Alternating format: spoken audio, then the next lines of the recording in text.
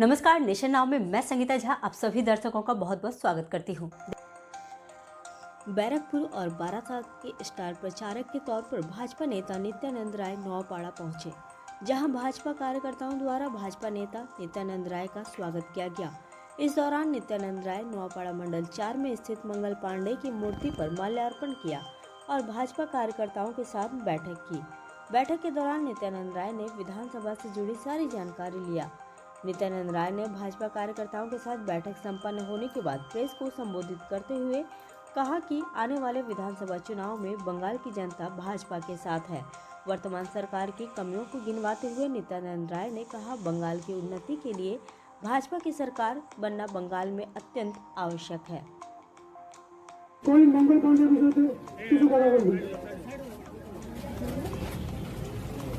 आज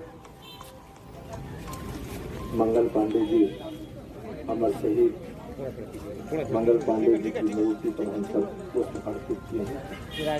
आप सबों को पता है कि स्वतंत्रता संग्राम की पहली लड़ाई लड़ी जिसको लोगों ने अपनाया और आजादी की लड़ाई आगे की ओर बढ़ती गई। सारी मर्यादाओं का उल्लंघन कर उसको तोड़कर भय का वातावरण बनाकर हिंसा पर उतारू होकर अराजक स्थिति पैदा कर यहाँ के लोगों के मन में भय पैदा करना। पश्चिम बंगाल है यह धरती सुभाष चंद्र बोस की धरती है, विवेकानंद के, रविन्द्रनाथ टैगोर, खुदीराम बोस की है, बंकिम चटर्जी जी की है। कल हमारे प्रधानमंत्री जी बोल रहे थे ना, उस धरती के लोगों को कोई क्या धमकाएगा। ममता जी, आपकी सत्ता समाप्त हो जाएगी। पश्चिम बंगाल के एक लोगों को भी आप मतदान से नहीं रोक सकते। भय में इतना पश्चिम बंगाल कभी जिया है न आगे जिएगा।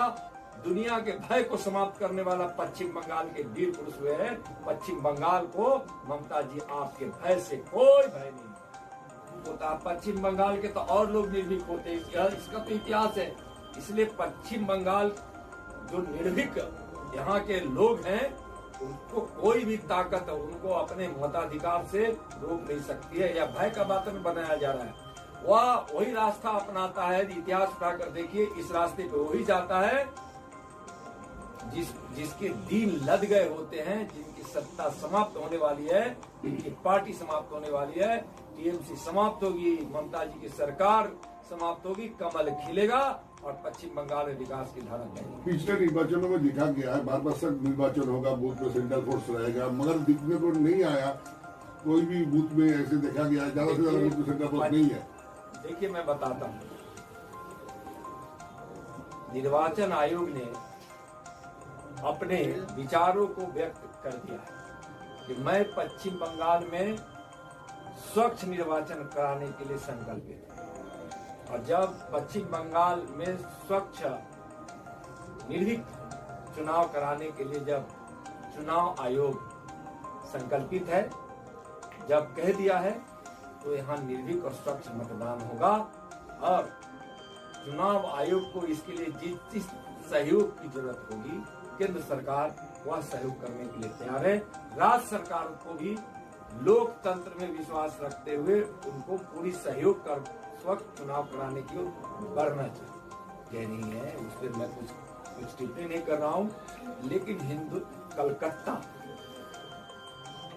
कई प्रकार से देश की राजधानी है, क्रांतिकारियों की राजधानी है, समाज सुधारकों की राजधानी है, सांस्कृतिक राजधानी है, विचारधाराओं की राजधानी है।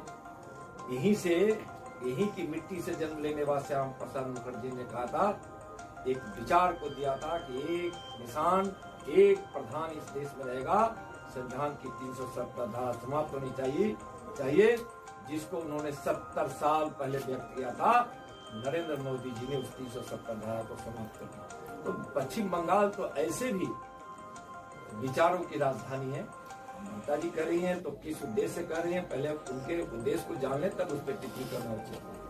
अच्छा, बोला जाता है हमेशा कि असदुद्दीन ओवैसी बीजेपी के साथ मिली हुई है, वो यहाँ पर वोट कटेगी। बीजेपी है, बीजेपी अपने विचारों के लिए राजनीति करती है। बीजेपी की राजनीति करने का एक लक्ष्य है, सत्ता इसके लिए साध्य नहीं है। सत्ता हमारे लिए इस लोकतंत्र की मर्यादा को स्थापित रखते हुए लोगों की जिंदगी में खुशियां लाकर गरीबी मिटाने के लिए है, भारत को मजबूत करने के लिए है। तो हम अपनी विचारधाराओं पर बढ़ रहे हैं। हम भारत की सांस्कृतिक विरासत पर इस देश को इतना मजबूत भारतीय जनता पार्टी बनाना चाहती है जो विश्व गुरु के रूप में भारत खड़ा हो। इसलिए हम अब विचार की राजनीति करते हैं। माननीय प्रधानमंत्री जी को बहुत बहुत बधाई देना चाहूंगा कि 74% से भी ज्यादा लोगों ने उनके कामों को सराहा है और कामों को सराहा है। उनमें आस्था व्यक्त करने वाले की संख्या तो और ज्यादा जो उन्होंने कामों को सराहा। दूसरा, WHO ने भारत के पीएम को कोविड-19 महामारी से निपटने में किए गए कार्यों की उन्होंने सराहना की। और जो आज अपने पड़ोसी तथा अन्य देशों को जो कोविड की वैक्सीन दिया जा रहा है भारत की ओर से, जो प्रधानमंत्री जी ने जिस चीज के लिए जाने जाते हैं, विश्व सहयोग के लिए, जन सहयोग के लिए, भारत के गरीबों के सहयोग के लिए, तो उसके लिए भी हम उनको बधाई देते हैं। पूरे दुनिया में कोविड-19 का टीका भारत से भेजा जाता है।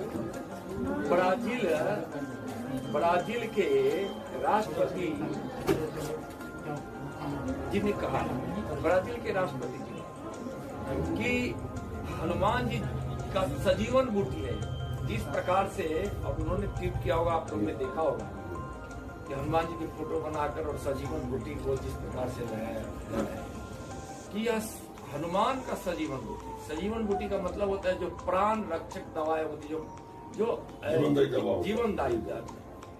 तो सजीवन बूटी इस वैक्सीन का नाम ब्राजील के राष्ट्रपति महोदय जी ने दिया है और प्रधानमंत्री जी की इतनी प्रशंसा की है। प्रधानमंत्री जी को इसके लिए बहुत बहुत बधाई और राष्ट्रपति महोदय ब्राजील के को भी बहुत बहुत आभार, जिन्होंने भारत और प्रधानमंत्री जी के इस कदम को सराहा।